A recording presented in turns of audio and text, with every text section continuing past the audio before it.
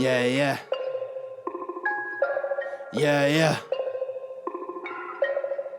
Yeah. Look, Wrestling 101, classes in session. Pay attention to the teachings, that's from Andrew and Derek. I mean, these guys making a killing with no competition. Dynamic duo better than the Hardy Boys and the Dudley Boys. Everybody make some noise, mess with them, you get destroyed. They cannot be beat, take a seat. Watch them do they thing on the MIC. Face defeat, they cannot be seen like JC. Oh my goodness, it's a killing spree. This is El Capo Grande, Tony Cini, and you're listening to Wrestling IQ 101. Hey everyone, this is Andrew from Wrestling IQ 101.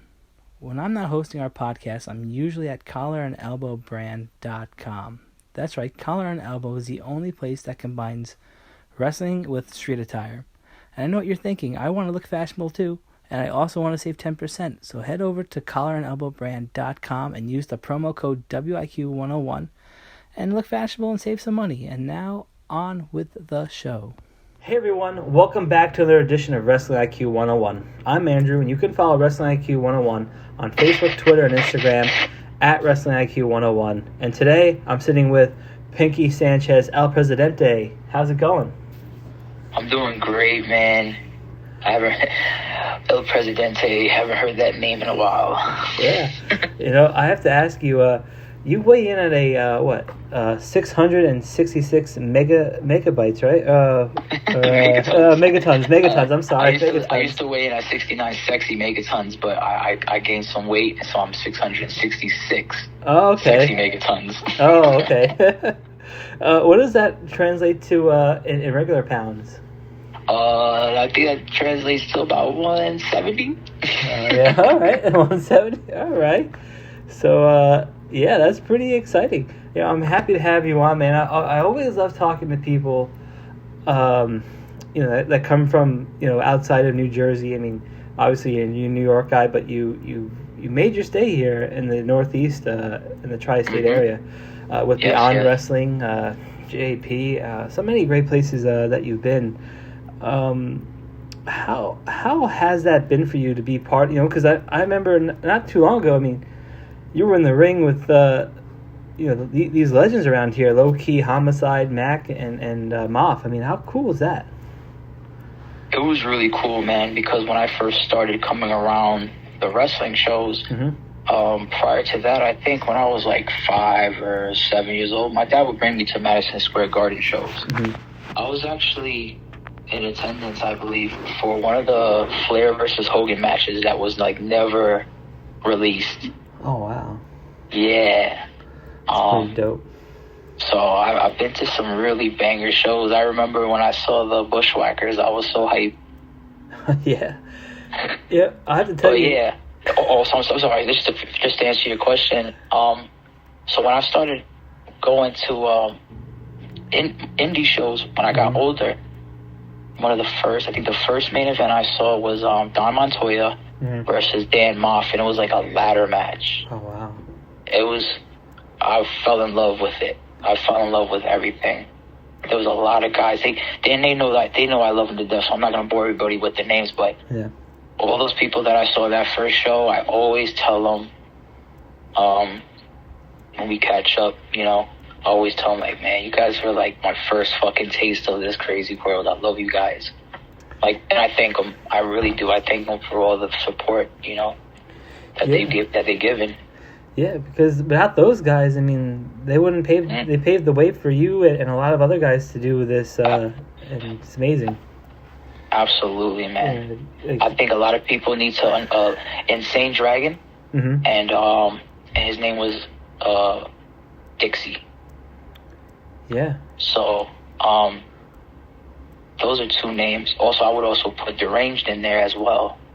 Those were 3 young men, great workers, exciting. And they were like, they had to have been maybe 16 and they're 17, like the early, let's put it this way, they couldn't even buy a beer and they were like just rocking, just wrestling their asses off. It was so cool, so innovative. So I gotta ask you about this before we move on. Pink Ant. That's probably been a name you haven't heard in a while, right? Yes. How'd that all come about? Mike Quackenbush, he always gives people a spin on characters. He always gives, players on his chessboard, characters. He always likes to give a little extra story about it. So in this story, I went from a very fun-loving, happy, comedic Pinkie Sanchez, and I turned into a more calculating, how would I put it? Like I just turned it up. It was no longer about fun and games. It more was like I became more of meticulous in my wrestling, and it was fun. It was a way for me to kind of switch up stuff, and that's something that I still to this day I owe a lot to. Yeah. Made me open up my mind to different things, and yeah, that's how Pink Ant came about. Mike Quackenbush needed me to kind of switch stuff up, and he already had a team called the Colony. There was Fire Ant, Soldier Ant, Green Ant. There was a guy called Worker Ant. There was all these ants, and he brought me in, and at first I was one of the ants in disguise. I was called Carpenter Ant. And then, so I did that for a little bit. People didn't know it was me, but people that knew. Yeah. But it was very weird for people to see me actually not doing comedy, but wrestling. Yeah. So it kind of hones your skill, right? Yeah. Oh no, definitely. Yeah. So I just did the Carpenter thing, and then Mike had the storyline where I revealed myself, and instead of being Carpenter Ant or Pinkie, just Pinkie, I was Pink Ant Sanchez. So I took the Pink Ant name. Yeah, that's pretty kind of awesome. like a little moniker. I was like a little spy in his storyline, so it was pretty fun. Yeah, it does sound pretty cool. Yeah, I kind of missed your car and some of the cool characters, the wacky characters that would come out of there. But yeah, it sounds like it really helped you become more serious about wrestling, and that's pretty cool. Then let's talk about this here, because 2020 happens, the world shuts down. Wrestling is not happening as frequently. Can we ask you why this return? Like, why now? I think I worked so in 2020, things shut down and things never really went back to normal. And I really do believe that it really messed me up as much. It messed me up a lot. Like I don't like to feel like it's hard for me sometimes to say, all right, I'm not good. Like things are not okay. I can't I have like the ego thing, and I couldn't be in the wrong about things. So I realized that there's a lot of changes I need to be made to my life, So I stepped away from wrestling, and recently I've just had a lot of blessings in my life, and I just felt to myself like something was missing, and this return really, to be honest, is just it's kind of like, it's like a challenge to myself, but also it's a way to kind of say, like, you don't have to look at something that you don't necessarily want to do anymore and look at it in a negative light. Why don't you just dip your toe in, try to have a good time, and see if this is something that you can see yourself doing again. Whether it's every single day, whether it's every single weekend, whether it's every single month, whether it's once a year. There's nothing wrong with it. I had a gift. I'm not like I had a gift. You have a gift. You want to share it, Yeah. And I think I owed it to myself. Just myself. It wasn't anything about anybody else. Just to myself. So this return, I want it to kind of be a refresh, Let's see how everything works out. And that's pretty much the reasons behind it. Yeah. When you leave, right, and everything shuts down, you leave, everything goes quiet for you. you need, were you doing self-reflection? Were you looking back at some of the opponents that you were having? Were you looking back at some of the quality of matches? Yeah, I was looking and I looked back, I was happy about it, Mm-hmm. I was glad. I didn't look back in a bitter way or anything. Mm-hmm. I just knew, I was like, this was good times, it was fun. Mm-hmm. And I think about the matches I've had, Mm-hmm. when I mentioned like Dan Moff, Mm-hmm. one of the first main events I saw was Dan Moff, and I thought back about the matches I had, the series of matches I've had with him, Mm-hmm. and I looked back and I was happy about it. I looked at the matches I've had with some of the younger talent out there, Mm-hmm. and I'm happy to see them tearing it up, Yeah. So it was very much like, just, it was like very fond memories, and I think me realizing that it wasn't all doom and gloom, Mm-hmm. I realized, like, hey, man, like, why should I keep that for myself? Let me make some more, like, fun memories, man. Yeah, right? I mean, you have one life. You might as well enjoy doing some of the things, right? Exactly. Hey, Absolutely. You gotta respect that. I mean, and it's kind of, it's sometimes it may seem kind of like downer at the moment, but like you said, I mean, you had some real highlights in your career, and it's not over. You're far from over, but I mean, the people you've worked with, it's a who's who of professional wrestling. I mean, I'm looking down here at some of the people I wrote down, like Joe Gacy, LSG, Chris Dickinson, Maria Manic. I mean, so many people you've had the honor of being in the ring with so many great people, and I think that's a testament to your character, because they feel comfortable putting some of these caliber athletes in the ring with you. Absolutely. And love Maria Manic. Such a good person. Yeah, she is a kind person, and it's kind of. The one thing I always find so interesting about you, when you get in that ring, size. It's almost like that Shawn Michaels or Macho Man effects for me when I watch you. You just kind of somebody could be bigger or stronger than you, but for some reason you just always seem like you go toe to toe. Like you just seem a lot larger to me. And I think that's one of the coolest things, because you still do all the cool moves, but for some reason it just feels bigger when you're in the ring with some of these people.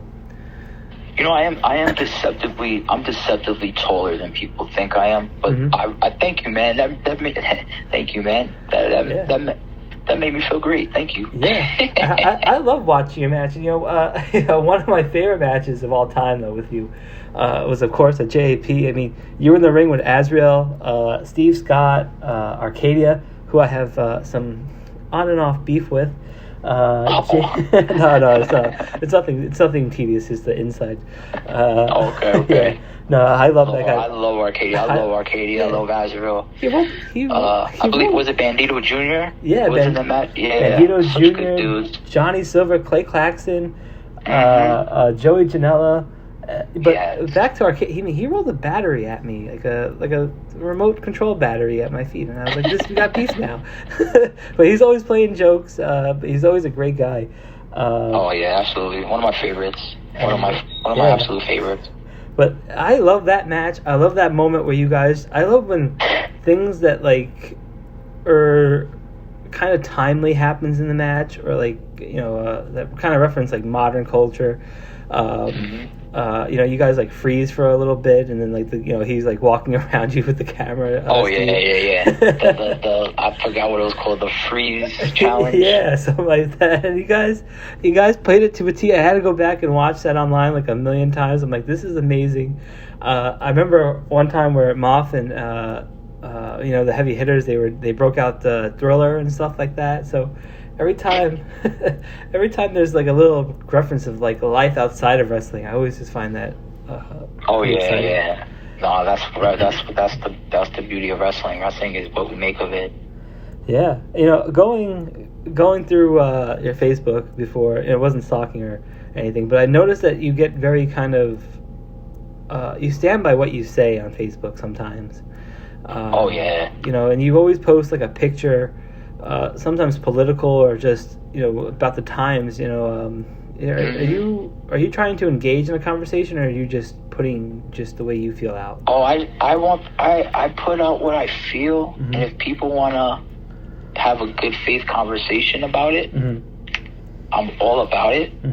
I'm very respectful about how people feel about things. I don't just throw someone away over a small disagreement. Sure.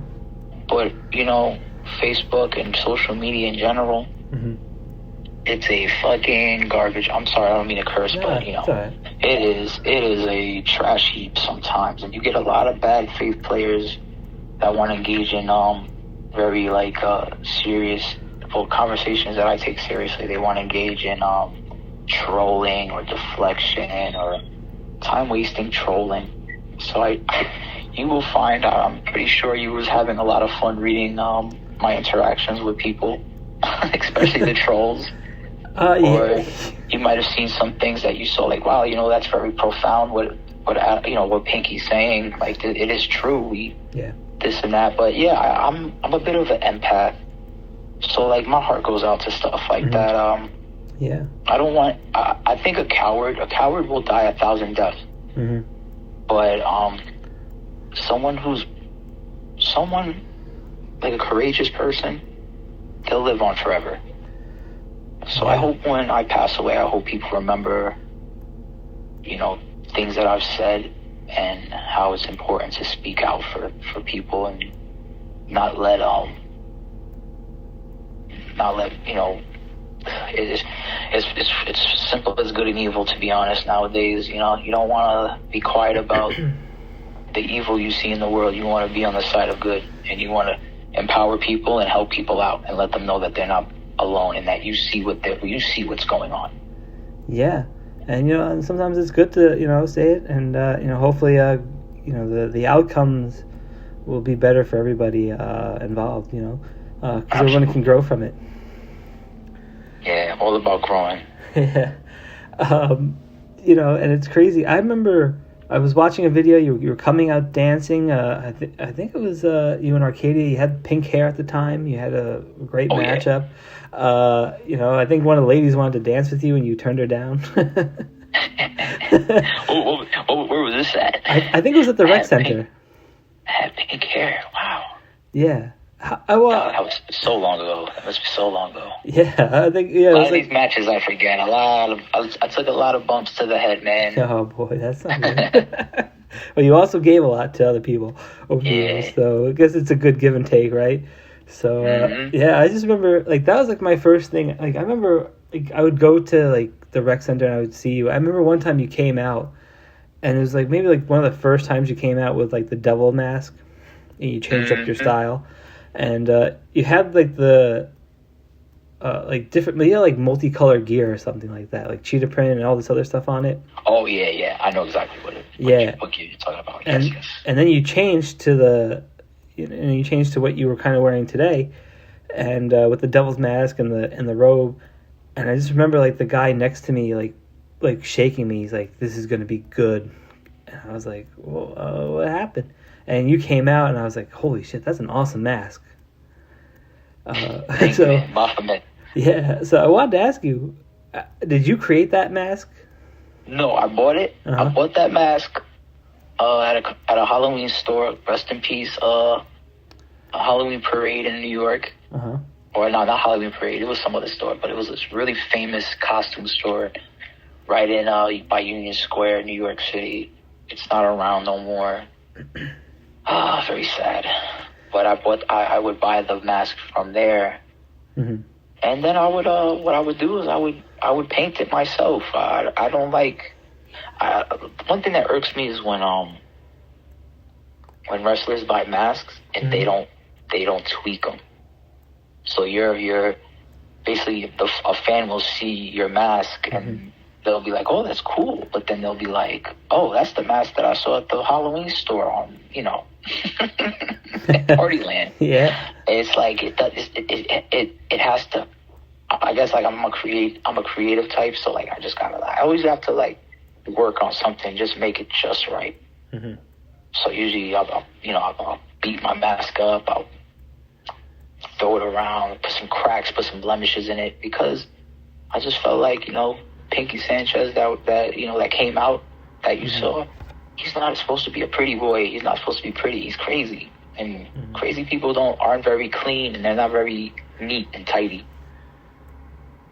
Yeah, I guess that's true, and that's kind of cool that you is it the original mask that you still have, or because I know? I think the original one I sold. Okay. So if Ben has it, that's just awesome. Somewhere else, being displayed somewhere. That's and cool. I had other masks I got rid of. Uh-huh. Let's see. I think all the masks that I've made, I think I've had like maybe about 4 of them throughout the. I mean, a whole lot of different variations of it, because a lot of those masks I would repaint.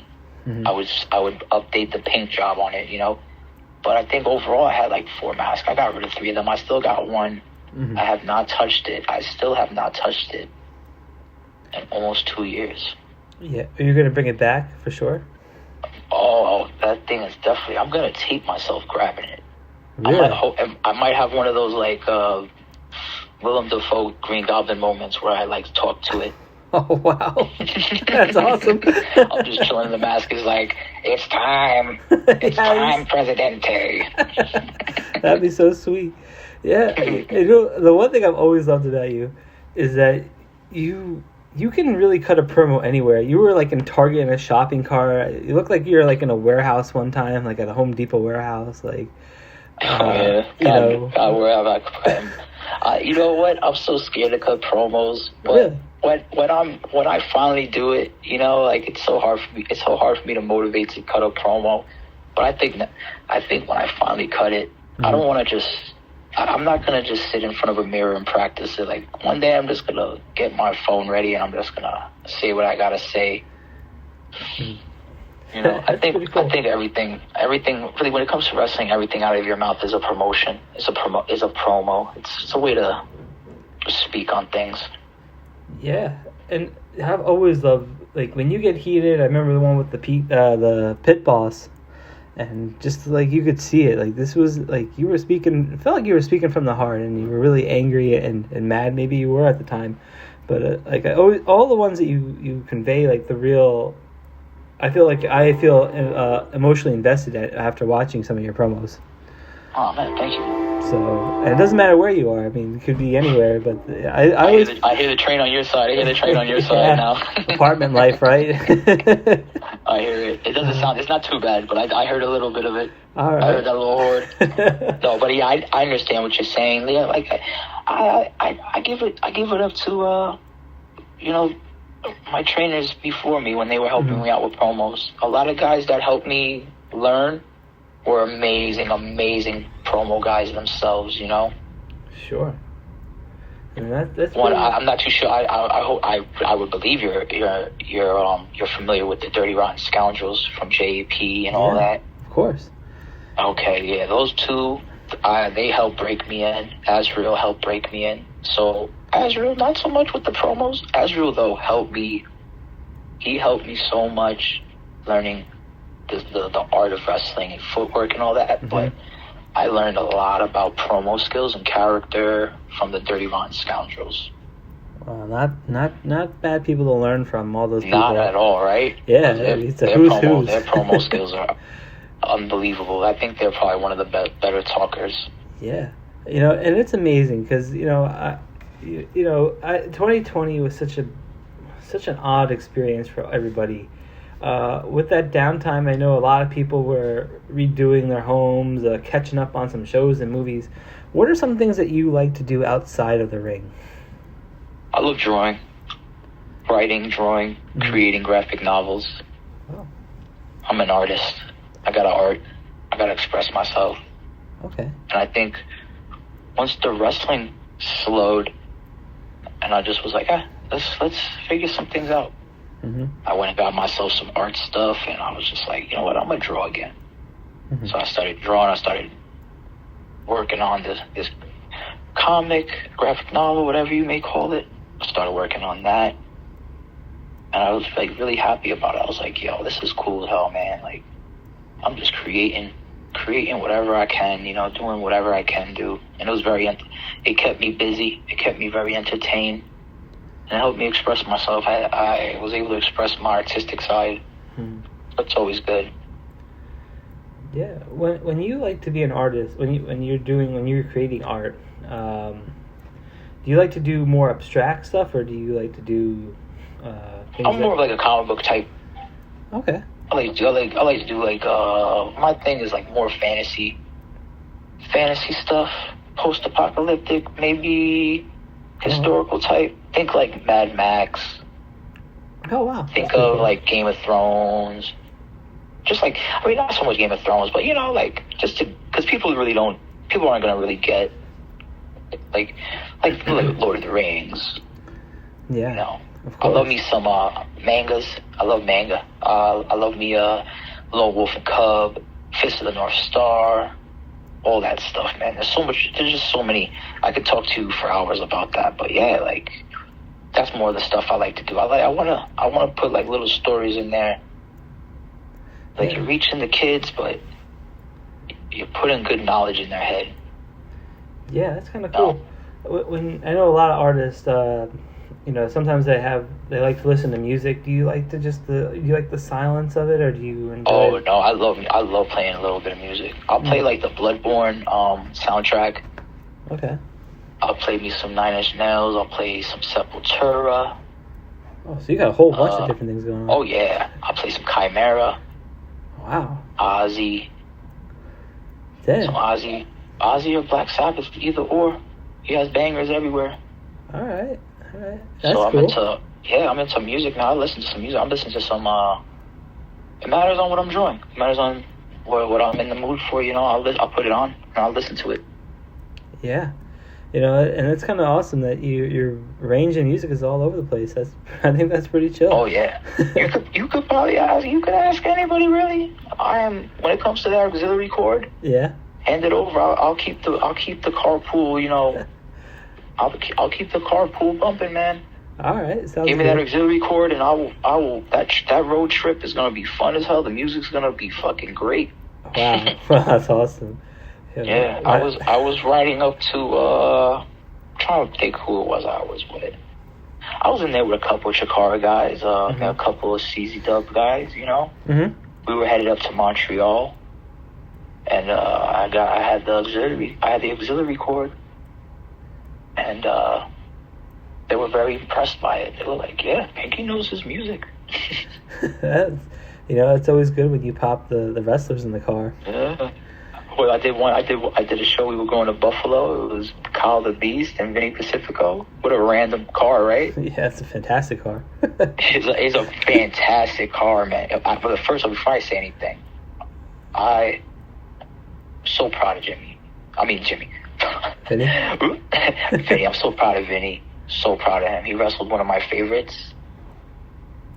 Absolutely happy for him. That was so dope of him. Kyle the Beast, one of my favorite opponents. I could wrestle him every day. He's so good. He always he's just so good. Yeah. So good, yeah. But yeah. But yeah, I'm done. But you impressed them, like with the music? Yeah, it's always, you know, I love music, man. Yeah. I can't think of going a day without music. There always has to be something in the background with me. And music is a very therapeutic thing. I love my music. That's awesome, man. That's good to hear. You know, and it's funny because you mentioned Vinny and Kyle. You know, there's a turf war with wrestlers traveling everywhere. Some people are for Sheetz, some people are from Wawa. I mean, you're from New York. I mean, I feel like you have neither. I don't have Sheetz here in Jersey. So we don't have Sheetz in Jersey. I know when people mention Sheetz and Wawa. I mean, to me it's like both you'll get whatever you get at both. Yeah. You know, it doesn't really bother me about whether it's Sheetz or Wawa. But more than likely, I'd rather do a Sheetz because I think they actually don't they serve like little beers or something at Sheetz, or is it like Or is both of them dry? I don't know. Honestly, I've never been to Sheets. I've always just trusted Wawa because I'm a Jersey boy and I know Wawa is consistent. So, you ain't missing nothing with you there. So when because there's a lot of things to do sometimes after the show. I mean, some wrestlers like to indulge in the nightlife or just go home. Do you have an after match ritual that you like to do? After a show, I'm done wrestling. Mm-hmm. Let's say like there's a bar at the show. Okay. I like talking with my opponent or speaking to some of my boys, maybe the younger guys. I'll probably buy a little round for my homies, Yeah. Or like, afterwards we'll go get a good meal, man, eat some real food, get ready to jump back on the road and do it, head back home or do it again, Sure. There's really no, as long as there's food at least, Mm-hmm. as long as there's food, I'm good. It doesn't matter where it is, what it is. Once we're done with the show, where's the food at? The best person to eat with is Magic. Oh man, Magic. That's Sensei Magic. He's the only person I know in the world. Like, we'll go to IHOP and like at 2:00 in the morning. He's like, "No, I gotta get a whole meal." I'm like, "I'll get like an appetizer or something like that." He's like, "No, what are you doing?" Gotta eat, man. Yeah. The buffet club is a real thing. Oh no, I believe it. I remember when I first met Magic, when I first was doing ring crew with the JP guys. This is before I was even wrestling. After the shows, we would go to like a rib joint, or we would go somewhere, and boy, can these guys eat, man. Holy moly. Like, Fat Frank wasn't called Fat Frank because it sounded, cool. Mm-hmm. No, man, he was ready to eat. Wow. They boy, it'd be the Hit Squad in there. It'd be like, Dan Moff and Monster Mac. Who else was there? Crazy Ivan. You got Magic. You'd have the other guys. You'd have like the Modtron crew. Whew. But yeah, you already know, man. These people are eating. They eating, man. They're going in. Yeah, sounds like it. And I've experienced Magic. I haven't, and I had Monster Mac over one time. We all devoured like Domino's pizza. It wasn't fantastic, but we. Yeah, I can't do Domino's. Oh my God, let me tell you something, man. When you're a ball of the budget, I would rather starve than eat Domino's because like I eat Domino's and that stuff makes me nauseous and sick. Oh boy, that's crazy. I can't even think about it. Like right now, like I'm even thinking about it. Ugh. Oh, we have to get to this interview. Yeah. I mean, I'd rather not talk. I should have told you that. I was like, yeah. So we can't discuss Domino's. Do you like other sports besides wrestling? Do you get into football, baseball? I could watch a decent boxing match. Okay. I could watch MMA. Mm-hmm. I like that stuff. I like that. I could watch that type of sports. Usually, I'd rather be at a game. Mm-hmm. That makes sense. Than watch it on TV, because I really I'm never really to sit down still and watch TV. Mm-hmm. Only if it's like Obi-Wan Kenobi or like Stranger Things or one of the Marvel shows. Like, I can't sit down and watch anything. Oh man, I'm glad you mentioned Stranger Things because I'm in the middle of episode 4 right now. And I'm enjoying this tremendously. It's so good, right? It's so good. Yeah, it's so good. Yeah, and they're gonna have more stuff coming at us like July 2nd or something. Yeah, they're gonna have right? like 2. Basically, they're giving us like almost like 2 movies worth of stuff. You gotta love that. You gotta love when they give you the extra stuff. And then remember the last episode of this season. It's like an hour and a half long, so you're getting yourself another type of movie. Yeah. Stranger Things has been incredible, and they're still gonna do a season 5 as well. Oh wow, because I wasn't they're sure. Not done. And then they're done after that. Nope. I don't know. I don't think they're ever gonna really stop it because it's just so good. Stranger Things is so good. I watched the season 4. You know, I watched it. I was very happy with it. I thought it was amazing. It was so good. I'm just gonna not say too much because I know how it is. When you don't want to know anything, you don't want to, you don't want to be spoiled, and I'm not gonna spoil it for anybody else. Yeah. But you're gonna enjoy it, man. It's one of those types of it's gonna be a gift that keeps on giving. Wow. I know exactly. I feel like the Stranger Things universe, in a way, like the world, the stories, like I feel like it's just, it can go on forever, you know, with the right attention, care, and love. They're just gonna keep cranking them out, and I don't mind because it's it's amazing. It's great quality stuff, you know, and I think that's like us. I don't know what Stranger Things, like, is it sci-fi, is it horror, is it fantasy, like, it's just so much, you know? Yeah. It's really good. I'm trying to get there. I'm trying to get to the promised land of finishing it, so hopefully next time we talk, I'll be through it. Oh, yeah, definitely. We can talk about it all the time, man. Yeah, and I can't wait, because I really have been, and Obi-Wan, my girlfriend started watching that. I haven't started yet, but Obi-Wan, he's my favorite in Star Wars, like the original Star Wars. Oh yeah, I loved Obi-Wan. Yeah. I like when I was a little kid. Like I'm talking about the first Star Wars. Yeah. Like, the first three, like Luke Skywalker and Leia and Han and Chewie and all that. Like, yo, I loved Obi-Wan. I loved that character. I was like, yo, this Obi-Wan dude is he's like an old wise man. Yeah. It was cool. I loved him. I loved him to death. He was probably one of the first, like, quote unquote deaths that I saw in movies when I was a child. So, like, it always was like, oh my god. Yeah, and he was such a badass. And he like sacrificed himself for Yeah. I was like, what the hell? But like, out of all the characters, yeah, he is one of the greatest. And that's awesome that you like that kind of stuff outside the ring, because sometimes it's hard for wrestlers to separate just wrestling because that's their whole life. But like, that's pretty cool that you like, you know, comic book stuff, Game of Thrones. I love them. I love pop culture, you know. It's clean, fun. A lot of people, they have hobbies that are very damaging. I can't have too many damaging hobbies. I like wrestling, and I like, you know, what am I gonna like? I like wrestling, and what else am I gonna like? Like fucking bullfighting? No, I can't do that. I can't. I'm not gonna live. Yeah, that's some kind of extreme bullfighting, but yeah, I get what you're saying. You know what I'm saying, though? Like, bullfighting, like, you know, cow bull riding, bullfighting. Yeah, well, you don't want to burn the candle at both ends too hard now. Well, some of those guys and girls you're getting in the ring with are just as big as a bull. I mean, Dan Moff was like fighting a fucking bull. I believe that. I'm so glad I stay outside the ring. I should have.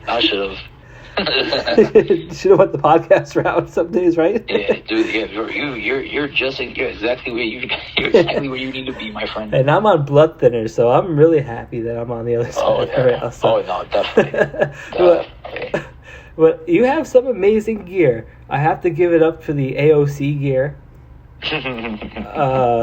That is. I mean, I have to agree. I indulge with the lady liking, and that she is fine. Yeah, she's awesome. I'm so happy. Like, you know, Puerto Rican woman put some work in, got herself in office. I don't want to waste no one's time with my, you know, like, not right now, but you know, like, but just, you know, at the time when that happened, I knew that it was kind of a way for me to kind of take a shot at the more conservative types. Sure. You know, there's people that have very valid issues with AOC, and I absolutely respect their valid issues, you know. But those types, I bought those types because, you know, those were for the bad faith. Those were for those of bad faith, you know what I mean? Yeah. I knew if they saw me wearing them, it put a little bug up their ass. They were like, oh, look at him. But I thought that shit was hilarious. I remember getting those tights, and I was like, this is gonna be so funny when I wear these. It's funny because you want to be on the right side of history, and I think she has her own way of getting there. But that's fun. Those were phenomenal. I was like, I saw those. I was like on the floor. I was like, yo, this guy's like for real. That's amazing. That was like I got those and I wore them to that show. The promoter, you know, he's a cool dude. He's on the conservative side, you know. Yeah. No hate to him. It's all good. Yeah. Drop it probably fell. Yeah, he thought it was hilarious. He was like, please wear the AOCs, please. I was like, hell yeah, dude, I'll wear the AOCs for you. I know you, even though you're a conservative, my friend, I know you still got mad. I know you have a little crush on her. I got you. Yeah.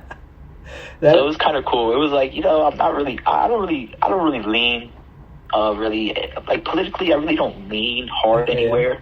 You know what I mean? You know what I'm about. Sure. Where was I going with this? Okay, I'm sorry. I had a little brain fart. I was talking about the tights, right? Yeah, the tights. Oh yeah, my friend. Yeah. So the promoter, you know, good dude. He leans conservative, but you know, we and him were able to laugh about things because, like, at least at the end of the day, me and him could have we could have we could have an intelligent conversation about politics without slinging mud at each other. So I think in my years of being politically active, I learned how to kind of convey my message without totally, you know, shutting down someone that actually has counterpoints, you know, or you know, other different ideas, you know. Wait, before we move on from this, because this is just hilarious. Did you get, like, how did you get those made? Did you just see them online? Yeah, I saw them online. You just bought them offline? Yeah, I just bought. Actually, I'm sorry. There was a fan. No, I found them online, I believe, and I posted them up, and I said, "Yo, should I?"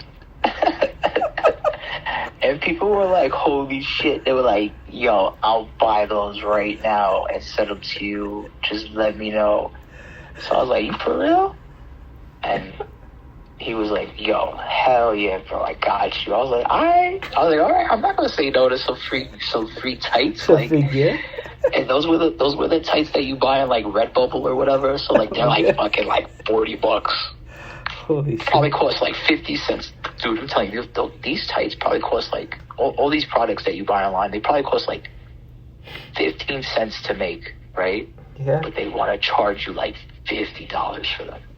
That. So I was like, listen, you buy those, I'll wear them. That's fantastic. That is fantastic. I'll definitely wear them. So I bought them. So he got them. I rocked them. That was the same thing too with I was wearing for the Halloween when I dressed up like Jesus. A fan bought the costume and he was like, I'm gonna buy this, Pinkie. Can you please wear this, please? I was like, you got it, bro. That's hilarious. Yeah. That is hilarious. But you know, I have to tell you, as a fan, I've had a very very nice and very evil encounter with Danhausen. I mean, you got to be in there in the ring with him. How was he to deal with? He is very evil. Yes. He is very but he's very professional. Yes. He was an absolute treat. Listen, the love, the aura that this man exudes, it's real, man. The love that this dude gets, it's absolutely, he's very deserving. The world is not ready yet. They're still not ready for Danhausen. I loved working with him, whether it was wrestling him or tagging with him, all that. Like he was so chill, man. It was a absolute honor, man. And it's been a pretty long ride for him too. I mean, you know. Yeah, I noticed that he actually had like before he was the Danhausen guy we know, he was like this crazy painted up, yeah, almost like a battle. You know, like a Mortal Kombat character or some shit. You know, like it's pretty. Yeah, it's pretty cool. He did it, man. He did it. Yeah. Like, it's crazy, right? Like you can't even I don't even have the words. He's like a phenom. Yeah. If anybody's going to be the next Undertaker, it's going to be him. Yeah. And it makes no sense. It makes no sense, but it makes all the sense. Yeah, that's wrestling, right? That's wrestling for you. Oh, he makes me so happy. He makes me so happy. How can you be so kind and so evil? It doesn't make any Very sense. nice, very evil. And the teeth, it's just like the funniest thing. Oh. Like, and he's Yeah, I had people's teeth in my mouth. Like it wasn't even weird to me. Like other people were like freaking out over it, and here I am. Like, so we do this teeth spot, and people go crazy for it. And he's like, yes, I'm gonna put the teeth in your mouth, and then I'm gonna give you a little kick, and you just spit it out. I'm like, oh, okay. He's like, don't worry, these teeth have been cleaned, they've been bleached and all that. I'm like, I don't care, bro. Whatever. It's just teeth. He didn't buy like candy teeth or something. He bought like real teeth. No, they're real. They're actual, real teeth, bro. They're real teeth. How do you get real teeth? I don't know. You like put like a real fight? Know. Oh my God. I don't know where he got these real teeth. Yo, for all I know, he knows somebody that works at a hospital or something. So you know what I'm saying? Yeah. But he gets these teeth. The internet is a beautiful and crazy place sometimes. So They were real teeth. They were real teeth. Trust me. I had them in my mouth. I had them in my mouth, and I could feel them. I could feel. It was weird. I was like, ugh. I was like, there's a lot of teeth in my mouth. But it wasn't like I wasn't disgusted by it. Yeah. But it's like everybody else was. I was like, what am I doing? This isn't even that crazy to me. I could have like a million other things in my mouth right now that I feel like that would probably get me going. Like, oh, man, that's but crazy. I was like, I was just chill. I was cool with the teeth, man. I'm a professional, man. Yeah. Looking back at your career, is there somebody that you were very fond of wrestling that you want to wrestle again, or just new opponents that you want to face? Do you have a bucket list? I would love to do another multi-man. And in that multi-man, I would have to have Kyle the Beast in it. Mm-hmm. It would have to be reffed by Nick Shin, a zebra amongst tigers. Oh, he's amazing. I love him. He's the best. And he got a bald head. And when that was just the pop shin. Okay. He don't mind when you tell him he got a bald head because he has the bald head.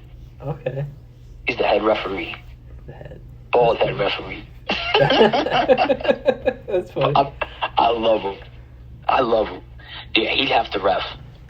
But he'd have to wear like some old school gym teacher shorts, with the little whistle, with the referee hat. Oh my God. And one of those polos. Like, he's gonna be comfortable, but he's gonna have the hoochie daddy shorts on with the high socks. This is like an awesome scenario. Oh, you see, it's already you feeling it, like collar bees, Nick Shin with his 1970s referee outfit, hoochie daddy shorts and all that. Yeah, it feels like I'm in semi-pro. yeah, exactly. See, you know the vibes, bro. That's awesome. Who else? As long as Collar Beast is in the multi-man match, is all good, man. I wrestle whoever. Yeah. I just bring them. Bring everybody in. I have a lot of people that I definitely would like to work. Is there one legend that you want to fight? I mean, if I had a wrestling match, my go-to guy always is Virgil, because he's my favorite wrestler. Virgil. Would you have a go-to guy that you would want to step in the ring with? Because they still bring these guys to all the shows. First off, get well soon, Virgil. Yeah, get well soon. Get well, Virgil. I mean, wow, a legend or whatever. Mm-hmm. I mean, there's Shane Douglas, Tommy Dreamer. These guys still go. Let me get. I want to run one more. I want to run another one with Sabu. Oh wow! I would like to run one more with Sabu. All right. I promise Sabu that I'll remember my spots more. I won't be as nervous. I remember the first time I wrestled him. Boy, let me tell you, man. This is Sabu we're talking about. Mm-hmm. My ass was like, yo, how did I wrestle? How did I wind up in a ring with Sabu? Yeah. But I have fun working him. He's a really chill ass dude. Yeah, he was, when I met Sabu, he was like, I mean, I know sometimes he was getting like a bad rap, but he was always a gentleman when I saw him to Melissa Coates. Yeah, exactly. Yeah. I never, besides him maybe getting caught up in traffic or anything. And, you know, back in the day, you know, it was hard to get in touch with everybody. Like, oh, we haven't heard from him. Mm-hmm. No one knows where he's at. He's late. Yeah. I'm giving him till intermission. Blah, blah, blah. Yeah. I mean, you know, Sabu walks in, bro. He'll walk in. Jeannie will be there. Maybe someone else will be there that was driving him. Yeah. But he'll come in. He'll be ready to rock. And he'll go out there, and the fans will love him, bro. And that's just, when you've been in the game so long, bro. I could definitely tell. Like, maybe Sabu was just having a day where he just didn't want to really maybe deal with everything, you know? Yeah, you know, it was crazy because I saw him. I've seen him a couple times. I remember one time at the show, like, he was standing watching the show, and so was Jeannie, and he, like, ran out of his way to, like, get her a chair. I think she was getting tired of, like, standing. Yeah. And he was a man on a mission. He was like, I'm gonna find this chair. He went all over like the place to find this chair. He loved Jeannie. He loved her, man. He loved Jeannie. Yeah, so I was like, that's kind of cool. I mean, sometimes people get a bad rap, but that was one time I saw. She was very nice. She was a very sweet lady. She was very nice. She was very. You know, she was. When I met her, she was like you said, she was super kind. I almost thought, like, I felt bad. I was like, I wish I could be this kind to people. You know, I'm like New York, New Jersey, just pushing people out of the way to get to, like, wherever I'm going. Oh, yeah, nah, it's cool. It's always good. It's always good to, like, you know, like, I guess, you know, I'm gonna give it another go, and I'm just gonna remember, like, you know, I'm just gonna remember the positive stuff, you know. Sure. There's no reason. Sure. There's no reason to give in to the negativity right now. There's just too much going on in the world. Yeah. With this run coming back, now that you're going to be making your return to the ring, what is it about this time that you want to do? Are you going to try to tweak the persona that you have, or are there things that you're looking at other other wrestlers that are, you know, what's getting them to? I haven't really given, like, thought into it. Okay. I just want to give. I think, like, I'm not looking to tweak anything. I'm not looking to do anything but be absolutely, like, I just want to be, like, I want to be real. Sure. You know? I want to be genuine. There we go. I just want to give the fans watching. I want to give the boys in the back watching. I want to give everybody the genuine me. I just want to be genuine. I want to go out there and I want to get my sweat on and do good business and work hard, you know? Sure. And but also I want to know if this is what I want. If this is something I love enough to want to do it more. Because I can't tell you that this is a comeback like that. If this is another run, it is a rare appearance. So far, right now in my mind, I'm thinking, this is just gonna be a one appearance. We'll see what happens. I've never taken a break from wrestling as long as I've taken one. But also, I'm a lot older than I am than I was. So this break I took has been very good for my mental health. Now, like, so far right now, you know, dipping my toe back into it and seeing the characters going on right now and what's been happening, you know, I'm like, is this something I want to, you know, do I want to get sucked back into this? And that's why I'm just like, I'm taking it day by day, you know? Well, I mean, if this is a one-time thing, you think you're going to be okay with that? Yeah, because what I have planned, because I wanted to make sure if I come back, I want to make sure that I'm coming back into something that I fully know. I don't want to not know what's going on. I want to be in control of everything. Yeah. Not like that. Not like, you know, not like, I'm not going out there, brother. Yeah. No, I'm not Hulk Hogan. I I know I live in reality, but the reality is like I want to make sure what I'm doing is what I want to do. Yeah. My motivations are different nowadays. Yeah, like on your terms. Yeah, like Yeah, and there's nothing wrong with that. There's nothing wrong with being like, hey, I know you want to do this, but can we maybe we can do this. Let's find a middle point where we both are happy with what's going on, and I can take what they're doing and I can, just make it go so hard at it that you'll see that your idea can be even that much better. Yeah, it's kind of like, right, like being grandfathered in. Like you've earned the right. You've been doing this for so long. You've dedicated so many years. Like you said, you've never taken a full break from this kind of lifestyle. Yeah. And sometimes like everything they say in wrestling is like, you gotta either earn it or it's not. Everything is always it's not always going to be there. Exactly. But so yeah, this one I think I'm giving. I do love the business. I don't want to have any issues. I'm not coming back to be in like the drama. But I know the drama's gonna be there. There's always gonna be some type of pushback with whatever goes on. But I don't care because I can be a bastard too. But I don't want to do that. But I'm telling you, bro, every time I try to get out, they keep sucking me back in. Oh, my God. That's hilarious. You understand, bro? Yeah. So, like, right now, I'm just I'm going to be a warrior of peace and love. It's going to be all about peace and love, and, but then you're going to hit somebody. Yeah. As you were saying? You're going to be peace and love, but you're going to have to hit someone. Yeah, but I'm going to hit them with peace and love. Okay, well, what's the right hand peace and left hand love? Yeah, exactly. Oh, wow. So, your opponents, they're going to feel your comeback. This return to the ring is going to be highly anticipated.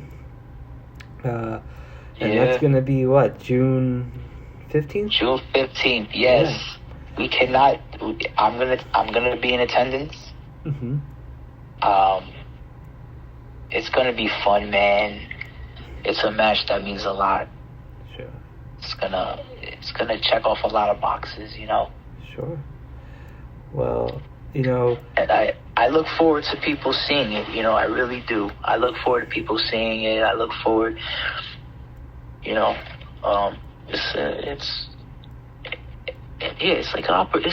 like it's an opportunity, right? Not a lot of people get an opportunity to do things, Yeah, I think it's remarkable. I think I know how important this was to you, and I don't want anybody to spoil this moment for you. And I know that this is big for a lot of fans. I mean, this is something, like you said, this is years in the making. This is a test to see if you still love it, and it's a test. A testament to who you are as a person, and that this is this might be. I had to really step away. I had to step away. Mm-hmm. It was to the point where it was things going on in my life. I had to really drop my ego. Say that I am, say that, like, look, I gotta do better. Mm-hmm. I was like, I gotta do better, man. I can't even think about wrestling right now. I can't think about all this travel. I can't think about certain things. So I just, when the opportunity came up, I agreed to do it. And then I thought to myself, I could finally have like a certain type of control over things. Mm-hmm. And I think it was that control, and that it was like a partnership in a way of me working. They were willing to give me a platform. I appreciate it. They were willing to give me a choice of what I can do. Mm-hmm. I brought up ideas to them. Some worked, some didn't. Mm-hmm. but they were supportive of it because at the end of the day, they knew that basically the story is, and it's real. It's real. I am going to give it another go on July 15th in Richfield Park, New Jersey. I have mained there. I have wrestled in that area for years. I have been headline on shows. I have been opener. I have been mid-carder. Everything I've done there, I've done 110%. Sure. Fans know what they're getting. They know where it is. I don't take it. I don't take it lightly. You know, it is my house. Even though I haven't been there for a while, it's still my house. Mm-hmm. And I'm gonna go about it. I'm gonna go there. No lie, man. Not even trying to hype nothing up. Trying to sound cool. Mm-hmm. But I'm just trying to go there, man. I'm just gonna like try to be like how I always was. I want to be the hardest worker in that building that night. No one's leaving. No one's gonna leave that day being like, "Oh man, Pinkie Sanchez, he's lost a step." Mm-hmm. Not happening. I've had people I love, people I respect. They said it for themselves. They said, "Bro, when you're good, you're great." And I go, man, thank you. But they'll go, "But when you're bad, you're good." And I'm like, ugh, like damn, bring me back. You know, they bring you back to reality. They let me know. So basically, they're saying, if you don't put your 110 in, Pinkie, people notice. Yeah. And I put a lot in, man. It ruined me. It ruined my mind, my mentality, my mental. My body had to go away. You know, I couldn't even. There was like when I left, I couldn't even wrestle. Like I was trying to, and I always told myself, I was like, man, if my performance starts lacking, I know I have to pack it up. And a lot of that was because of the pandemic and my mental health being garbage, absolute garbage. My mental health was garbage. Wow. That health is wealth. There was no wealth in me at all. But now, now I'm working. Now I'm working on my mental health. I'm doing all I gotta do. I'm actually like really excited. I haven't been excited about a match like this in a long time. Yeah. I look forward to it, man. It's like when Doctor Strange was about to come out. I was like, yeah, I gotta see this movie. I'm so hyped. Sam Raimi, blah, blah, blah, da-da-da. I was like, yeah, let's go. And with this match, I'm not putting too much pressure on myself. I can go out there and leave it all out there. It's like truly, and I won't have to worry. I'm not gonna it's not like I gotta go back to it the next day or go back at it the following weekend, whatever. I just go out there, man, bust ass, bro, and I'll know for sure if there's gonna be another one and another one. That's pretty much what it's been. Yeah, it's like Babe Ruth calling a shot, right? You're just like no pressure, just pointing, and this is the ground, this is the match. I'm very excited. Like I can't say I can't say what's gonna happen. Yeah. But I'm very excited. Yeah.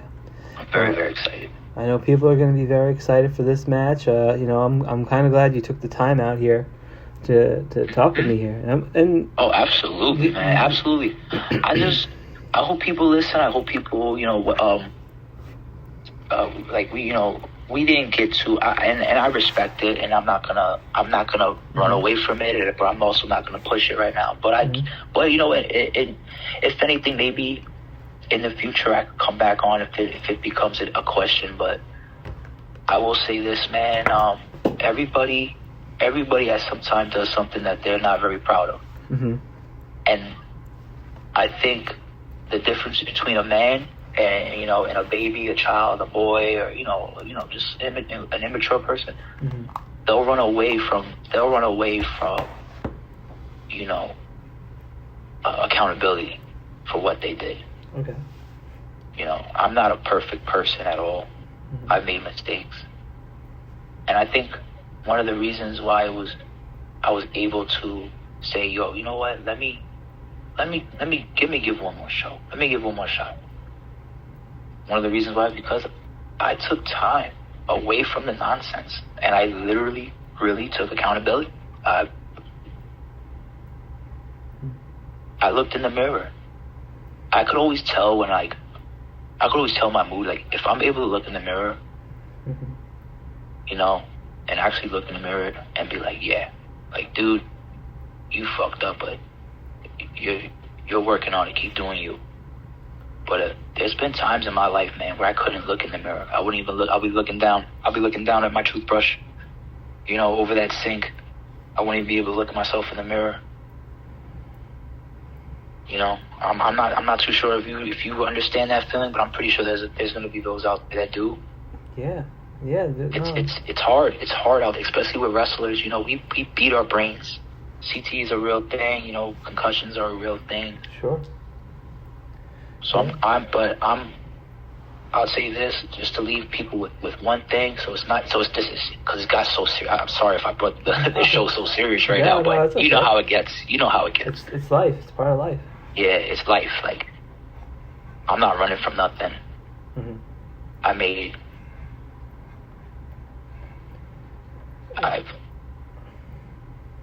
trying to think of that word. Like, when you make amends. Yeah, like I've made amends with people that I've had issues with me. I've either tried to make amends or I have made amends, but I definitely made amends where it mattered. Mm-hmm. And that's why I'm able to actually stand up and, like, look in the mirror, bro, you know? Sure. Be like, yo, like, I fucking tripped. I was tripping, bro. I was fucking up. But I took myself out of situations, bro, and I made amends. And if I can do it, man, anybody can do it, trust me. And I love it when people make amends and they take accountability. Yeah. I've met a lot of people that fucked up and done stupid shit, man, and we all talk to each other, and we all, they tell me all the time, man, just as long as you take a day at a time, man, you sound like you're on the right path, man, and more power to you. And I'm like, yeah, you're right. Yeah, you know, and it's hard because it's like an alcoholic, right? You gotta really hit rock bottom. Yes. To really understand, you know, where, because once you hit rock bottom, there's nowhere else to fall. I mean, you know, you're right there. So, you know, you either you're gonna stay there.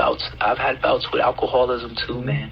I've had my bouts. Like, I'm not gonna, like, I could sit here and I could be honest with you and I could say yes. I am an alcoholic. You know how it is.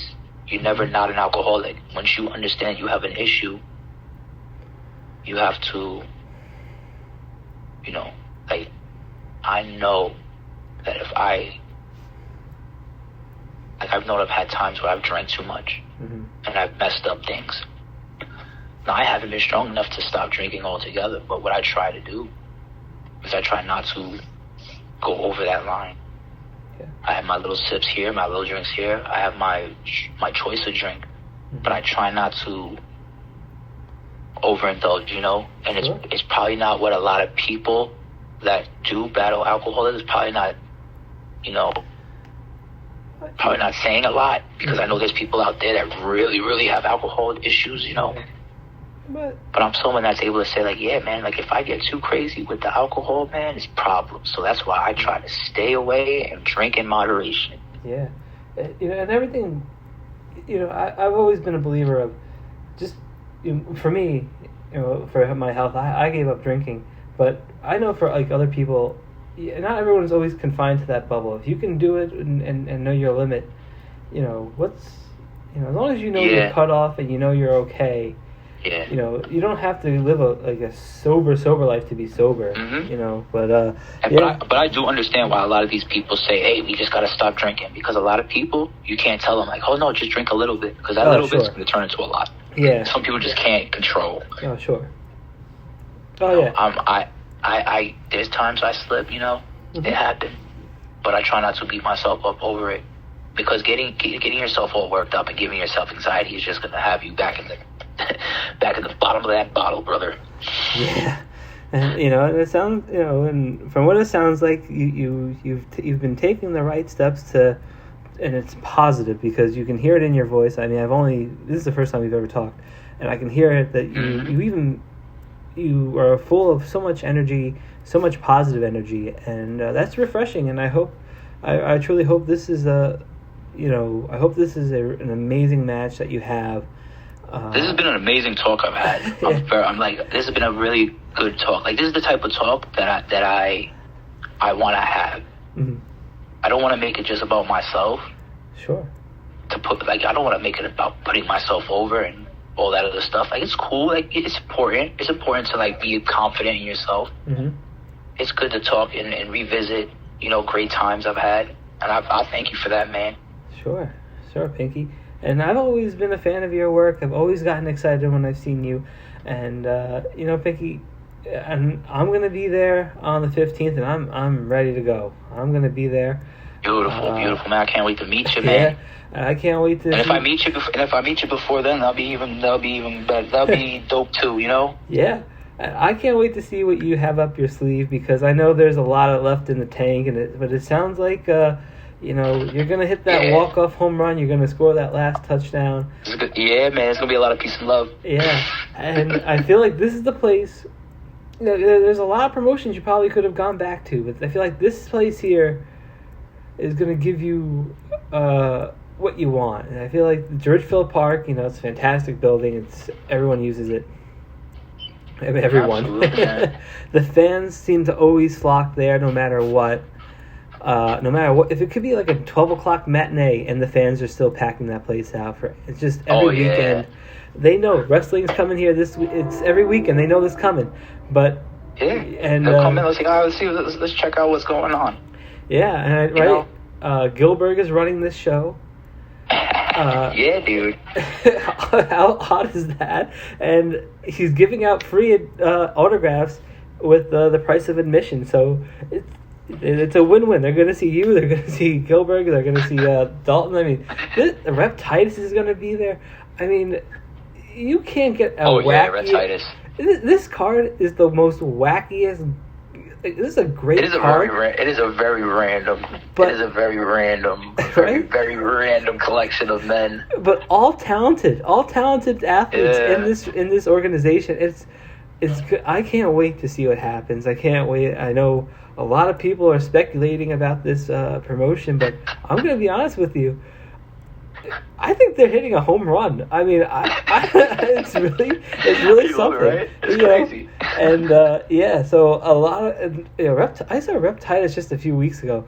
He had an awesome match with Anthony Bennett. I was like, Rep Titus, he came up with he started off in ROH so hard. You're in the shadows of a lot of fucking crazy dudes. Yeah. But Rep Titus just like saying, you know what? Bump that. I'm doing me, bro. Yeah, I'm making my own way. Like, he really did, man. Yeah. And he's like a fine wine. Yeah, like, I hear what you're saying. I'm sorry. Yeah, Rep Titus is amazing, but... That's awesome. Yeah, we were right guy in the wrong time, right? Because like so many good people like Punk and Bryan just kind of overshadowed these things, and Seth Rollins. So. But also at this, I'm sorry, it's gonna be a little louder right now. But also at the same time, if you think about it, like, I'm sorry about that. I had to step in the room real quick. Sure. I'm saying, at the time, Ring of Honor, it was having hard times building new characters, building new people. Mm-hmm. The booking, it was during the time when independent wrestling was kind of like really, it was really wonky. Ring of Honor was changing the guard in a way. I followed Ring of Honor very closely. I followed them very closely. I've been a fan since it started. I used to have the DVDs. I used to watch all the stuff. All those Special K guys. Mm-hmm. All those Special K guys were guys that helped me out. Yeah, Yeah, helped me break in, you know. So it's really, it was a fun time. It was a lot of cool shit. The best part about that stuff was like CCW, ROH, and like JAP were like on this like cohesive like exchange of talent kind of thing. Oh yeah. And it was like the wackiest thing because like they weren't like nobody was like really beefing, but like you could see like Jay Lethal at CCW or you could see him at ROH the next week, and you're like, how the hell are these people coexisting in like this such a brutal environment? Yeah, it was cool. Yeah, wrestling was the. You know, I think like if I think back, I was like, oh, wrestling was so much crazier back in the day. I'm like, nah. Wrestling is. You can love one thing and you can like be about another thing. Yeah. I just love all wrestling. I don't mind. Sure. If you're liking it and you're enjoying it and you're supporting. Yeah. You're cool. You're cool in my book, you know. Yeah. Well, I mean, I thought you were cool before this. I even think you're even cooler now, Pinkie. And thank you, man. Thank you, man. Thank you. And yeah, I can't wait, man, because this is going to be a phenomenal return to the ring. And for people who want to get in touch with you on social media, if they want to see where you're going to, you know, they want to see where you're going to be after this match, they want to see what you're going to be doing. How can people get in touch with you? I guess just follow my Facebook. Okay. You know, I don't really. Or you know, my Instagram. Okay. My Instagram. The name is Poison Rican. Poison Rican. Okay. That would be POISONRICAN. As in, like, you know, Puerto Rican. Mm-hmm. Poison Rican. I'm a cool guy. I'm cool. I think so. Homicide loves my name. Well, that's a one guy to impress. He's like, that's a cool ass name, bro. I'm like, thank you, D. Yeah. Thank you, OG.